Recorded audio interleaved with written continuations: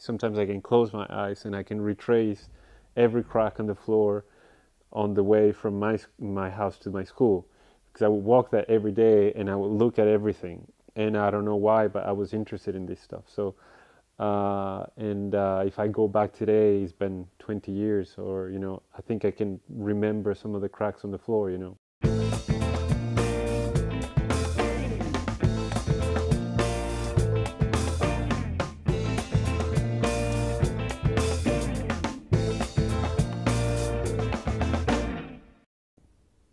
At school, we were reading a book. I don't remember which novel it was, but on the cover of this book, there was a painting by Bacon. It was one of these paintings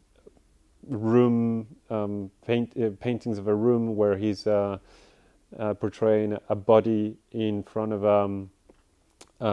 sort of a sink, and there was this arrangement of lines, kind of cutting the space, and this figure that was moving quite fast in the middle but not going anywhere, and I thought it was not drawn very well.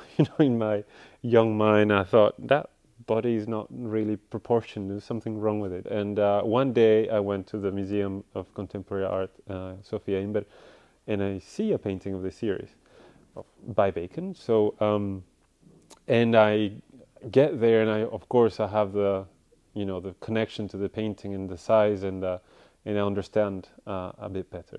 That's my first kind of like, okay, this is not the cover of my book. I mean, this is a real painter who does big things. So I also saw, I still had something that was really bothering me. It was that something that I understood in Bacon much later when I started reading more about it, and seeing more of Bacon, in that kind of energy that it's kind of a useless energy. It's energy for the painting, for the kind of more of a spiritual energy, not in less of kind of athletic energy. You have this very strong movement of this body that's doing something, but you don't really know why so much effort. In a way, my work is a lot about frustration as well, and I don't talk about it that much because it feels a bit strange to talk about frustration, but when you're doing a drawing, but or when you're making art, I guess. But I'm channeling kind of all this this energy and time spent into building up an image. At the beginning, I was thinking a lot about that, and about the challenge of spending a lot of time into more like a performance in a way. I don't do that anymore. I don't count my hours into each drawing, because each drawing is completely different. So I cannot calculate how much time I'm going to spend on a drawing. Or I don't even remember how much time I spent on a drawing or not, and that's actually healthier for me, I think. Maybe some small format that takes me a lot of work and a lot of kind of mental work, and then sometimes a really large work, it's more liberating. So it doesn't have a kind of a fixed, every drawing is different, every kind of experience is different. It's quite physical actually. It looks like it's only the arm and the wrist and the fingers, but no, really, I mean, I put my whole body. This is different work when I'm working on a table, and I like working standing up, but when I have vertical pieces on the wall, there are certain things, certain kind of movements, and I cannot make just by being in front of the work, because I have to control every single kind of curve in every single kind of bend of the line, or the non-line, I guess, that drawing that has to come through from the background. I have to turn around and put my body in a different way, and I also have to fill in, and the filling in takes a lot of time too. I'm more interested in a more direct kind of approach to the image, and more the graphic quality of the image, and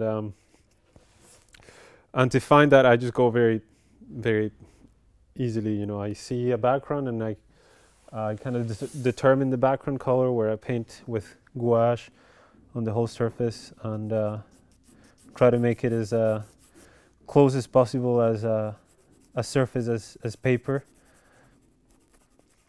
as close as possible to paper as I can make it. And then that's where the gouache is an excellent kind of ground, because it's very matte and very it takes coloring very well. I work from photographs that have their own, that I have printed in my studio, and my printer has its own thing. Sometimes I twitch the colors a bit on the computer before printing it. So there are many filters from the actual original kind of the original subject when I find them on the street. The colors that are in there, I try to find them with my crayons, but I have also a very limited kind of palette in a way. It's not like I can, you know, I cannot mix colors like I would do with paint, because it's not painting. Precisely because it's not painting, I cannot just find an infinite kind of amount of, you know, I have about 200 colors to choose from, which is quite a lot really, but I cannot mix them the same way because there is not the viscosity in the, you know, it's not liquid. Doubt is always a friend in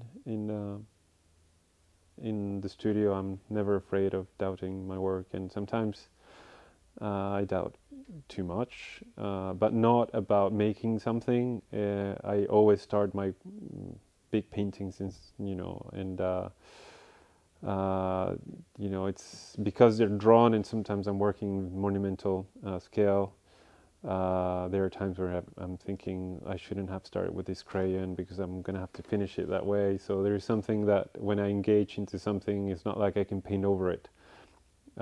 So I do have moments of doubt, but then I kind of follow through, and because they take so long, in a way I can bend time and bend the, or forge the painting to make something interesting.